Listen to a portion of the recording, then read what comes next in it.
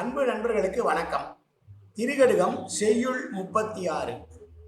நூல்களில் சொல்லியுள்ள உண்மை உணராதவர்கள் யார் என்று மூவரை குறிப்பிடுகிறார் இந்த செய்யுளிலே. இதை பார்க்கலாம்.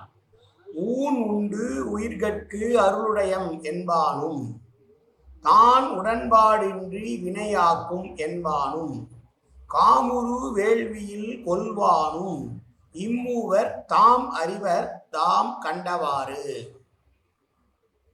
அதாவது புலால் உண்ணுவதை கண்டிக்கிறார். புலால் உண்ணுகிற ஒருவன் தன்னை இரக்கமுடையவன் என்று சொல்லிக் கொள்வது எப்படி இருக்கும், எப்படி சரியாக இருக்கும் என்று கேட்கிறார்.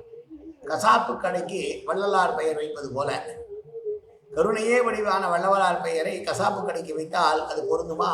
அதுபோல ஊன் உண்பவன் தன்னை உடையவன் என்று சொல்லிக் கொள்வது என்கிறார். தான் உடன்பாடின்றி வினையாக்கும் என்றால் எல்லாம் விதி வழிதான் நடக்கும் என்று சோம்பல்தனமாக இருந்து எது நடந்தாலும் அது விதி, நாம் எதற்கு அதை முயற்சி செய்ய வேண்டும் என்று முயற்சி இல்லாமல் சோம்பி கிடக்கிறவனும், கடவுளின் அருள் வேண்டும் என்பதற்காக வேள்வியை வளர்த்து அந்த வேள்வியிலே ஒரு உயிரை பலி கொடுக்கிறான் பாருங்கள், அவனும் இந்த மூவரும் நூல்களிலே சொன்ன உண்மையானவற்றை உணராதவர்கள் என்று சொல்லுகிற செய்யுள் இந்த செய்யுள்.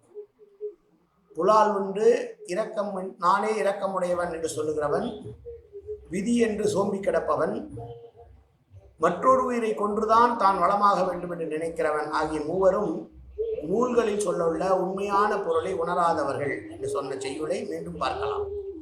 ஊன் உண்டு உயிர்கட்கு அருளுடையம் என்பானும், தான் உடன்பாடின்றி வினையாக்கும் என்பானும், காமுறு வேள்வியில் கொல்வானும், இம்மூவர் தாம் அறிவர் தாம் கண்டவாறு. நன்றி, வணக்கம்.